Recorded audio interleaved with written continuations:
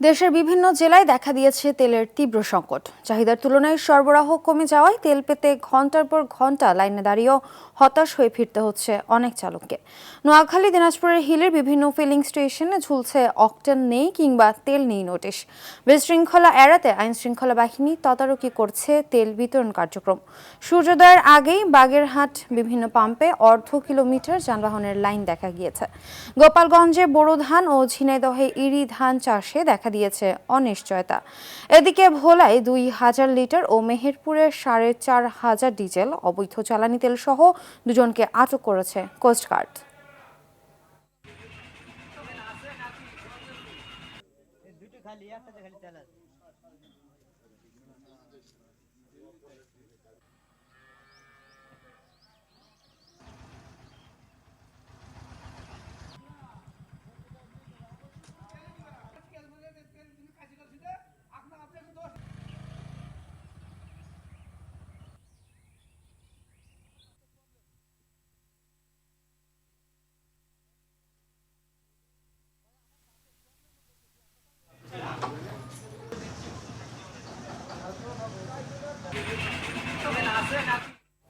চট্টগ্রাম থেকে সরাসরি যুক্ত হচ্ছেন সহকর্মী সাইফুল মাহমুদ। সাইফুল, সরকারের দেয়া নতুন কর্মঘণ্টার সিদ্ধান্তে জ্বালানি তেলের সরবরাহের উপর কি কোনো প্রভাব পড়েছে কিনা জানাবেন। জি ফারহিনা, আসলে যেমনটি বলেছেন, সরকারের দেওয়া যে সিদ্ধান্ত নেওয়া হয়েছে কর্মঘণ্টার জন্য সেটার উপরে এখনও পর্যন্ত কোনো ধরনের প্রভাব পড়েনি বলে আসলে এখানকার যারা পেট্রোল পাম্প মালিক রয়েছেন তারা কিন্তু আমাদেরকে জানিয়েছেন। এবং একই সাথে একটি কথা বলতে পারি, সেটি হচ্ছে যে চট্টগ্রামে কিন্তু এই মুহূর্তে তেলের জন্য কিন্তু খুবই হাহাকার। বিশেষ করে এই মাত্র কিন্তু একমাত্র একটা ভাউচার তেল এসেছে। এই তেলটা তারা আনলোড করার পরে বিভিন্ন গাড়িতে দিবে এবং এখানে যারা দাঁড়িয়েছিল তারা জানালো আসলে তারা সকাল 5টা থেকে কিন্তু এখানে লাইনে দাঁড়িয়েছে, এখনও পর্যন্ত তারা তেল পায়নি।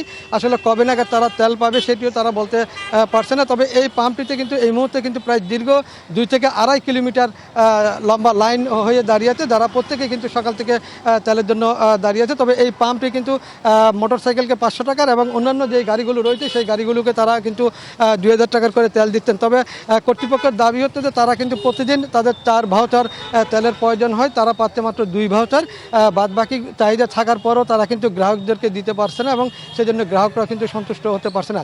তবে অনেক গ্রাহক কিন্তু বলল আসলে প্রত্যেকটা পাম্পে কিন্তু কিছু কিছু তেল পাচ্ছে, শুধুমাত্র কয়েকটি পাম্পে কিন্তু তেল দিচ্ছে। বাদবাকি যেই পাম্পগুলো আছে তারা কিন্তু রাতের অন্ধকারে কিন্তু অন্য জায়গায় তেল বিক্রি করে এবং সেই তেলগুলো কিন্তু আসলে পরে খোলা বাজারে কিন্তু বেশি দামে বিক্রি হচ্ছে বলে গ্রাহকরা অভিযোগ করেছেন।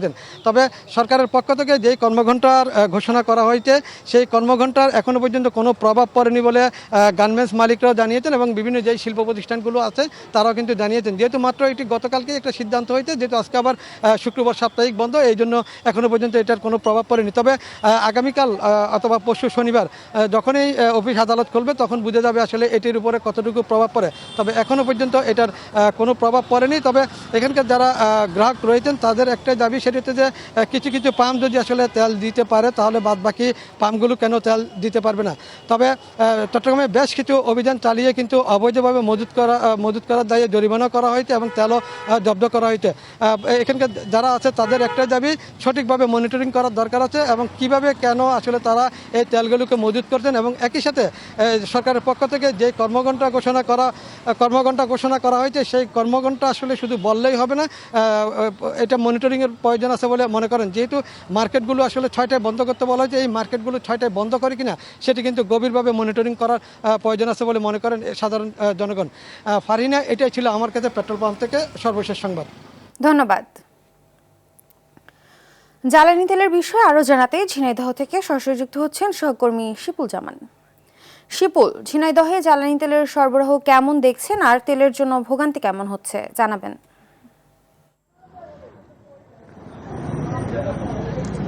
আসলে যত দিন যাচ্ছে ঝিনাইদহে জ্বালানি তেলে তত অস্থিরতা বৃদ্ধি পাচ্ছে। তো ঝিনাইদহ জেলায় 36টা ফিলিং স্টেশনে কিন্তু এই জ্বালানি তেলের তীব্র সংকট দেখা দিয়েছে।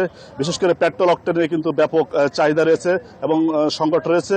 তো ঝিনাইদহ জেলা পেট্রোল পাম্প মালিক সমিতি সাধারণ সম্পাদক অভিযোগ করেছেন যে তাদের পদ্মা, মেঘনা, যমুনা থেকে কিন্তু পর্যাপ্ত পরিমাণে চাহিদা অনুযায়ী কিন্তু তাদের জ্বালানি তেল সরবরাহ করা হচ্ছে না বলে এমন কৃত্রিম সংকট দেখা দিয়েছে।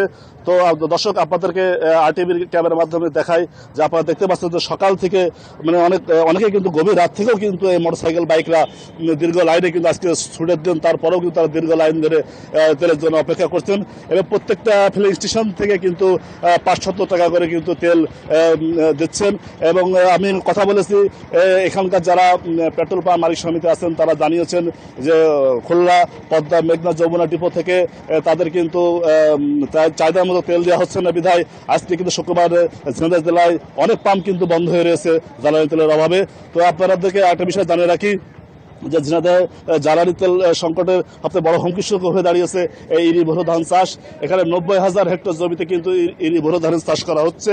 তো এখানে যারা গ্রামগঞ্জে যারা এজেন্ট পয়েন্ট আছেন, বিশেষ করে যারা গ্রামগঞ্জে কৃষকদের কাছে তেল বিক্রি করেন, তাদেরকে পদ্মা, মেঘনা, যমুনা ডিপো থেকে কিন্তু তাদেরকে চাহিদা মোতাবেক ডিজেল সরবরাহ দেওয়া হচ্ছে না বলে এমনটি অভিযোগ করেছেন, যার কারণে গ্রামগঞ্জে কিন্তু এই জ্বালানি তেলের তীব্র সংকট দেখা দিয়েছে। তো এখানে কৃষিকাজ হুমকির সম্মুখীন হয়ে দাঁড়িয়েছেন। তো আমি কথা বলেছি জেলা প্রশাসকের সাথে, তিনি জানিয়েছেন যে তারা ঝিনাইদহ জেলায় তেল বরাদ্দ আনার জন্য একাধিকবার চিঠি দিয়েছেন এবং তারা চেষ্টা করছেন এই ঝিনাইদহ জেলায় কীভাবে জ্বালানি তেল, ডিজেল, পেট্রোল, অক্টেন আনা যায়। এবং যারা পরিবহন ব্যবসা করেন তাদের কষ্টের সীমা নেই, বিশেষ করে যারা অফিসগামী যাত্রী যারা তাদের কিন্তু আসলে তারা দীর্ঘ লাইনে দাঁড়িয়ে থেকে ঘন্টা ঘন্টা অপেক্ষা করে এই তীব্র রোদের ভিতরে তারা কিন্তু চরম দুর্ভোগ পোয়াচ্ছেন বলে আমরা দেখতে পেরেছি। তবে এরকম অবস্থা চলতে থাকলে আসলে পরিস্থিতি অনেক ভয়াবহ আকার রূপ ধারণ করতে পারে মনে হচ্ছে।